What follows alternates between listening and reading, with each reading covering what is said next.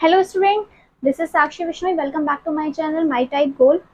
Last जो हमने topic complete किया था उसके बाद हमें अब नेक्स्ट टॉपिक कंप्यूटर हार्डवेयर पढ़ना था। इसकी वीडियो मैं आपको पहले भी बना चुकी थी आपके लिए, बट कुछ टेक्निकल इशू की वजह से, साउंड इशू जो एक हुआ था उसकी वजह से वो वीडियो मैं अपलोड नहीं कर पाई। पूरी वीडियो मैंने रिकॉर्ड कर ली थी बट उसमें आवाज़ ही नहीं थी, इस वजह से मैं अपलोड नहीं कर पाई। अगर मैं वॉइस ओवर करने का ट्राई कर रही थी तो लिपसिंग अलग जा रही थी, क्योंकि कंटेंट जिस तरीके से समझा रही थी एग्जैक्टली वैसे नहीं हो पाता है।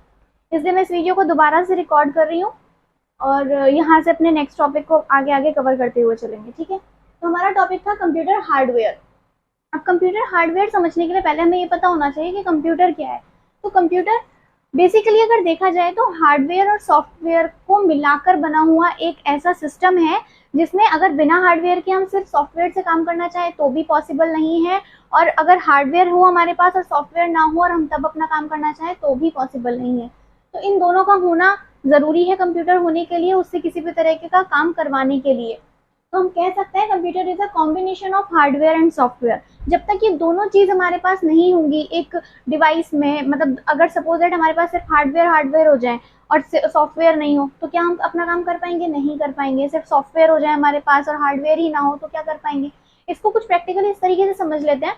जैसे अगर आप लैपटॉप लेने गए कहीं पर, किसी शोरूम पे गए लैपटॉप के, आपने लैपटॉप अच्छा सा पसंद किया और ले लिया, और वो उसमें आपको कुछ भी कोई सॉफ्टवेयर आपको डाल के ना दे, मतलब एक बस डब्बा होगी, उसे आप बटन दबा रहे हो वो ऑन ही नहीं हो रहा, बस एक डब्बा है, कुछ नहीं है उसमें, किसी तरीके का कोई भी सॉफ्टवेयर नहीं है, तो क्या घर पे लाने के बाद उससे आप काम कर पाएंगे? नहीं कर पाएंगे। आज से लगभग 20-25 साल पहले या 15 से 20 साल पहले ऐसा ही होता था कि हमें सिर्फ एक डब्बा दे दिया जाता था, उसमें सारे सॉफ्टवेयर हमें खुद से डालने पड़ते थे। अब तो बने बनाए बिल्कुल डायरेक्टली खुद से डले हुए आते हैं, वो पहले से कह देता है सर कौन कौन से सॉफ्टवेयर डलवाने हैं आपको, या आप अपनी पसंद से जिस चीज़ की आपको नीड होती है आप उनसे बता देते हैं कि आप हमारे सिस्टम में ये वाले सॉफ्टवेयर प्लीज डाल कर दे दीजिएगा, जैसे MS ऑफिस वगैरह हो गए, आप डलवा कर ले लेते हैं। पहले ऐसा नहीं होता था, आपको खुद से अपनी नीड के अकॉर्डिंग आप अपने सॉफ्टवेयर डालते थे, तब उनको यूज़ करते थे। या कुछ ऐसा हो कि आप अपनी एक पेन ड्राइव में सारे सॉफ्टवेयर ले आए बट आपके पास वो हार्डवेयर ही ना हो, वो सिस्टम ही ना हो जिसपे आप उसे इंस्टॉल करें और देन उसके बाद उस पर काम कर सके, तो क्या आप सिर्फ पेन ड्राइव में सॉफ्टवेयर होने से काम कर पाएंगे? तब भी नहीं कर पाएंगे। तो दोनों का होना बहुत ज़रूरी है। अब ये दोनों होते कैसे हैं? जैसे हार्डवेयर है और सॉफ्टवेयर है। तो जो हार्डवेयर होता है वो होता है जिसे हम छू सकते हैं, टच कर सकते हैं। ठीक है, हार्डवेयर टेंजिबल डिवाइसेस होती हैं जिन्हें देखा हुआ छुआ जा सकता है,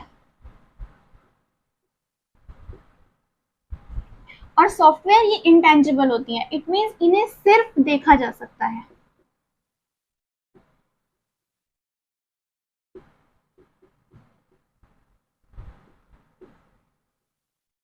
जब आप पेन ड्राइव में कोई भी सॉफ्टवेयर लाते हैं तो क्या आप उसे टच कर पाते हैं? अच्छा ये MS ऑफिस है, ओके, ऐसा कुछ होता है क्या? नहीं, ऐसा नहीं होता।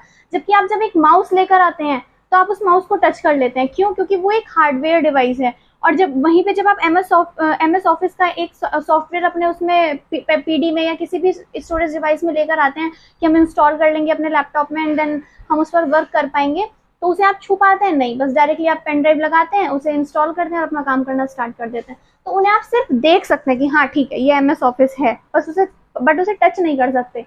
हार्डवेयर को आप देख भी सकते हैं, माउस है दिख रहा है ना आपको रखा हुआ, और आप उसे टच भी कर पा रहे हैं, वो एक हार्डवेयर डिवाइस है। अब कंप्यूटर हार्डवेयर बने कैसे होते हैं? उसमें इनपुट डिवाइसेस होती हैं, आउटपुट डिवाइसेस होती हैं और स्टोरेज डिवाइसेस होती हैं। अगर इनपुट डिवाइस का हम एग्जांपल ले रहे हैं तो जैसे कीबोर्ड हो गया, माउस हो गया, इनके थ्रू हम अपना इनपुट देते हैं। आउटपुट डिवाइसेस जैसे मॉनिटर हो गया, प्रिंटर हो गया, और स्टोरेज डिवाइसेस जैसे आपकी पेन ड्राइव हो गई, SD कार्ड हो गया। तो ये सारी हमारी डिवाइसेस हैं, इनका थोड़ा थोड़ा इंट्रोडक्शन मैं पहले भी आपको थोड़ा सा दे चुकी हूँ, यहाँ पर भी मैं आपको आइडिया दूंगी। और यहाँ पे मैंने ये कुछ डिवाइसेस लिखी हैं, ये भी मैं आपको एक एक करके सारी समझाऊंगी। ऐसा नहीं है सिर्फ यहाँ पर लिख दी है और बस आपको ये याद करनी है कि बस याद ही करनी है कि ठीक है ये इसमें थी, ऐसा नहीं है। समझाऊंगी क्या क्या चीज़ें हैं। तो ये तीनों चीज़ें मैंने आपको पहले ही बताया, जब एक जगह मिलती है तो हम इनको पेरिफेरल डिवाइसेस भी बोलते हैं।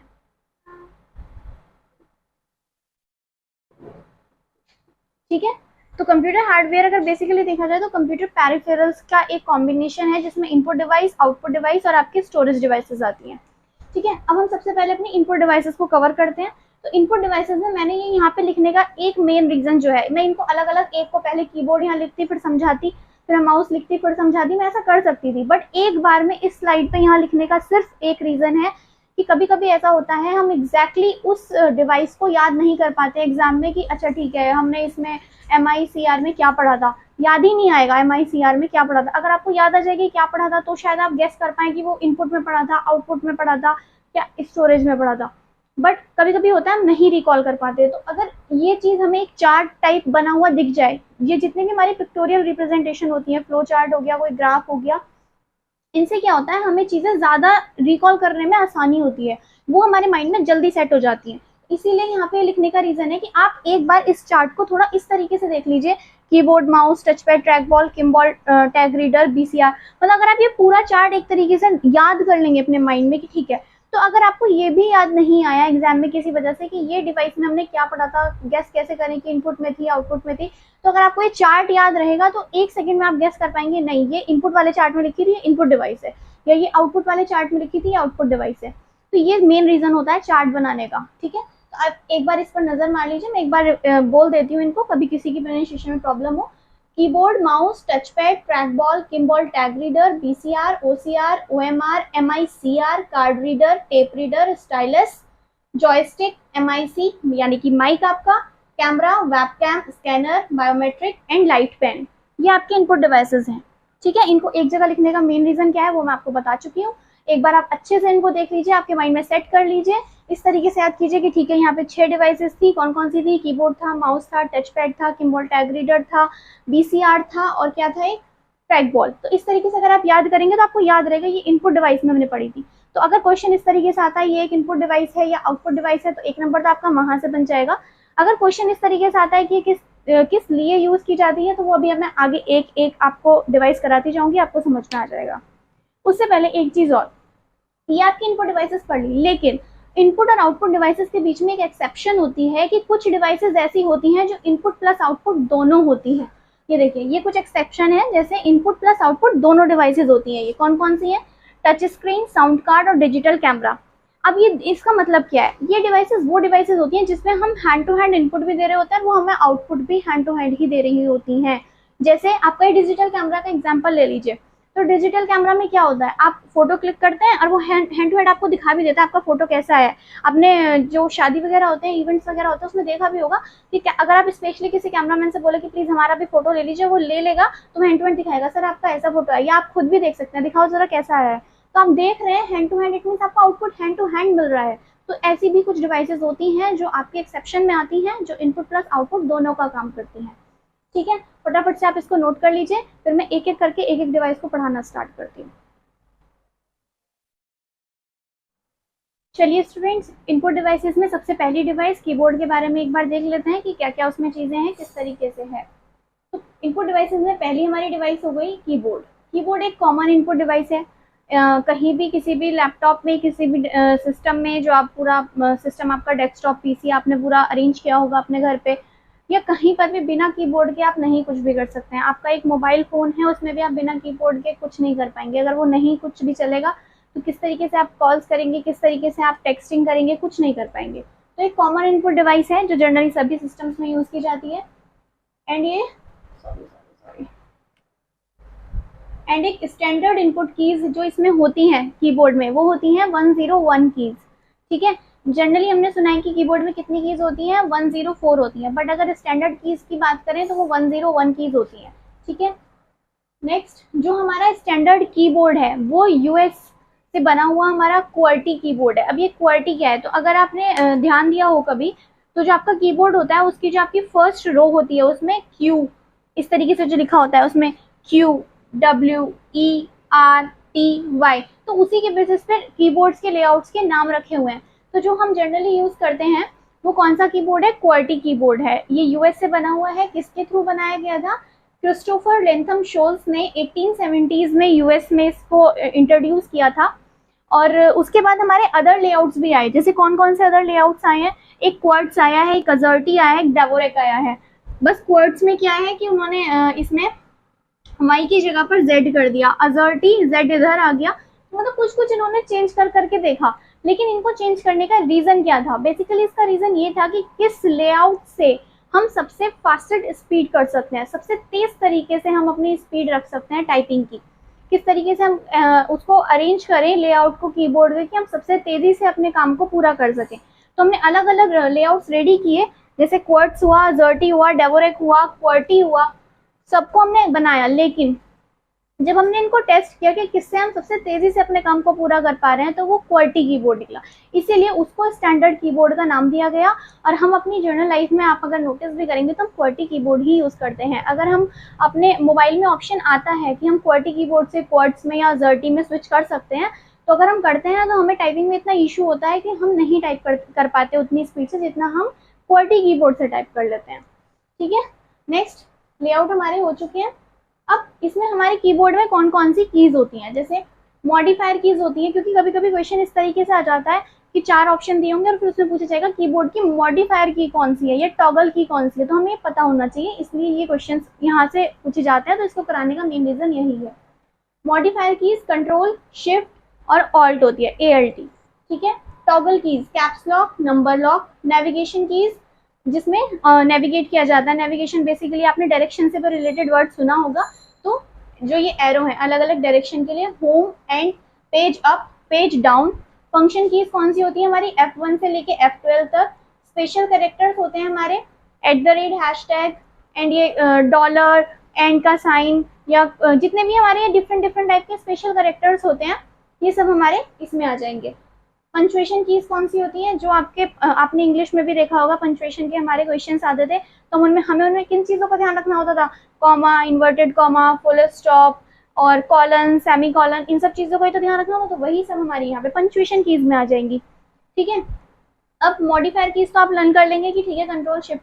यहाँ पे बेसिकली नेविगेशन का भी मैंने बता दिया आपको कि डायरेक्शन से रिलेटेड है, पेज अप करना है, पेज डाउन करना है, या राइट जाना है, लेफ्ट जाना है, अप जाना है, डाउन जाना है, तो ये सारा हमारा नेविगेशन से रिलेटेड। फंक्शन का हमें पता है, बेसिकली कोई ना कोई पर्टिकुलर इनको फंक्शन अलॉटमेंट किया गया है इन कीज को। जैसे हम F5 को बार बार प्रेस करते हैं तो उससे हमारा जो सिस्टम होता है वो रिफ्रेश होता है। तो अलग अलग फंक्शंस इनको प्रोवाइड किए गए हैं कि ये करेंगे, इसलिए इनका नाम फंक्शन कीज है। स्पेशल कैरेक्टर, इसके भी नाम से अलग ही पता चल रहा है कि कुछ स्पेशल तरीके के सिंबल्स हम यूज करेंगे तो वो स्पेशल कैरेक्टर्स हो जाएंगे। पंचुएशन कीज जो हमने ग्रामर में भी सीखी है, तो इन सब में कोई प्रॉब्लम नहीं आती। प्रॉब्लम आती है टॉगल कीज में कि एकदम डिफरेंट सा नाम है। बेसिकली इसका मतलब क्या होता है, तो टॉगल क्या होता है, टॉगल का जो मतलब होता है वो होता है ऑन एंड ऑफ। किसी चीज को या तो आप ऑन कर दीजिए या आप ऑफ कर दीजिए। टॉगल यही है, स्विच करना एक स्टेज से दूसरी स्टेज में। जैसे फैन है, फैन के स्विच को मैं या तो ऑफ कर दूंगी या मैं ऑन कर दूंगी, और दोनों ही केस में इसके ऊपर कुछ ना कुछ परफॉर्म होगा। अगर मैं ऑन करूंगी तो ये चल जाएगा, अगर मैं ऑफ करूंगी तो ये बंद हो जाएगा। तो इस तरीके की हमारी ये 2 कीज होती हैं। अब इनसे मतलब समझ लीजिए, जैसे एक तो हो गई हमारी यहाँ पे कैप्स लॉक, एक हो गया हमारा नंबर लॉक। ठीक है, हमें 2 केस पढ़ने हैं। 2 केस इसके हो गए, एक ऑन का एक ऑफ का। 2 ही केस हमें इसके पढ़ने हैं, एक ऑन का और एक ऑफ का। ठीक है, अब ऑन ऑफ के केस में हमें, जैसे कैप्स लॉक है, जब आपने देखा होगा जब हम टाइपिंग करते हैं तो अगर जो शुरुआती आपकी स्टेज होती है, तब क्या होता है कि जब आपको कैपिटल स्मॉल कुछ करना होता है, तो जो आपका सिखाने वाला टीचर होता है वो आपसे ये बोलता है, बेटा कैप्स लॉक को ऑन कर लीजिए, बेटा कैप्स लॉक तो ऑफ कीजिए, इस तरीके से आपको सिखाता है। तो कैप्स लॉक का यहाँ पे क्या है, जब हमारा कैप्स लॉक ऑन होता है, जब हम उसे ऑन कर देते हैं, तो जितने भी हमारे कैरेक्टर्स होते हैं ABCDEF, ये सब जितने भी Z तक, ये सब हमारे किस में आते हैं, कैपिटल में टाइप होते हैं। ठीक है, और जब ये ऑफ हो जाता है तो ये सारे के सारे स्मॉल में टाइप होते हैं।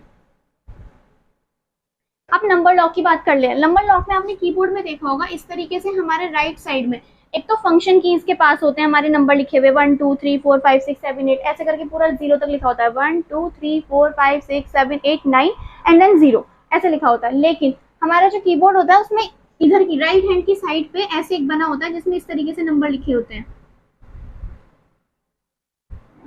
ऐसे लिखे होते हैं फोन की तरह से। ठीक है, तो अब इसका क्या मतलब है, तो जब नंबर लॉक हमारा ऑन होता है तो हमारे ये सारे नंबर काम करते हैं, 1 2 3 4 5 6 7 8 9। अगर हम इन्हें टाइप करेंगे तो एग्जैक्टली वही टाइप होगा जो हमने प्रेस किया है। जैसे अगर मैंने 6 को प्रेस किया है तो 6 टाइप हो जाएगा। लेकिन जब हमारा नंबर लॉक ऑफ होता है तो हमारी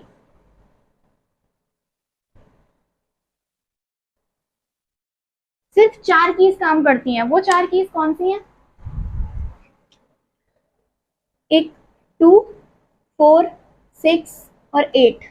अब ये चारों काम करती हैं, इसके अलावा हमारी बाकी कीज काम नहीं करती। हम कितना भी उनको प्रेस करते रहे सिस्टम पे कुछ नहीं दिखाई देगा कि हमने क्या टाइप किया।